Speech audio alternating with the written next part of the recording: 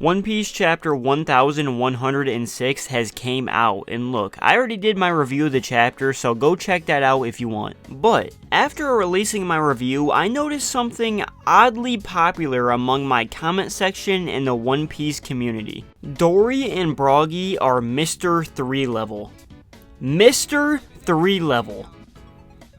What? Okay, look, I know there's a lot of jokers out there, and obviously the One Piece community loves its goofs and gaffs. But the problem is, I know there is a few people out there who actually believe Dory and Broggy are weak and old fodder characters. And before we even get started, I want to let it be known now that this snot-nosed, Twinkie head-shaped goggle face is not even close to Dory and Broggy level. This dude looks like he works at Spencer's. I do not want to hear a single peep about this man ever again. Mr. 3 probably isn't even top 1000 level. And if you're wondering why Mr. 3 was even brought up in the first place, it's because on Little Garden, Mr. 3 makes Dory slip, and since he was fighting Broggy all day, this made him injured. But I have a rebuttal to this argument, because I don't believe Mr. 3 was even the main reason why Dory slipped in the first place. Now just hear me out. What if Dory's cock was just so humongous he tripped over it and it caused him to get injured?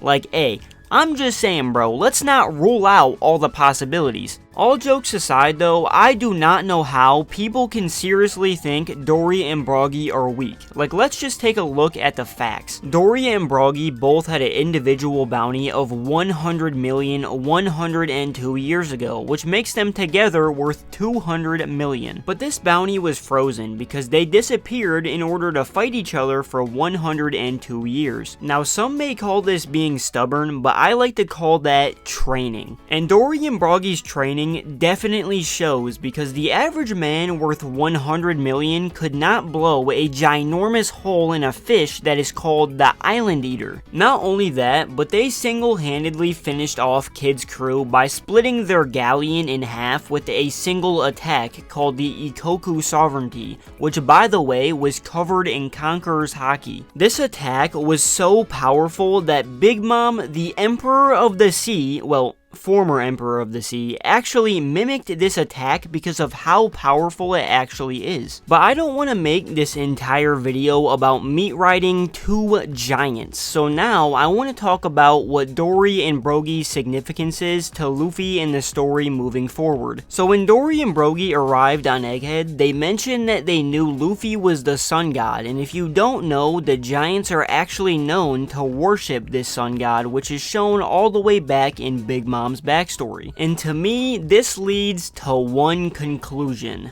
Dory and Broggy, along with Harudin and the Giants, will follow Luffy and join his grand fleet. And the reason I believe this is because if you think about it for a second, there is no way Luffy's small crew of 10 could take on the entire world government right now. They probably couldn't even take on Blackbeard. Just take a look at Law, for example. Dude got cooked. There's also the fact that the Giants' military power has been foreshadowed all the way back on Whole Cake Island, with Big Mom saying she would have defeated all of the other emperors long ago if she had the Giants' help. And that's no joke, because you gotta remember, one of those emperors was Whitebeard, so all I'm saying is Dory and Broggy are not chumps. They are a serious threat. But then again, Mr. 3 does look pretty menacing. But hey, that's it for the video. If you enjoyed this little rant, I'd appreciate it if you subscribe to the channel. We make weekly One Piece content.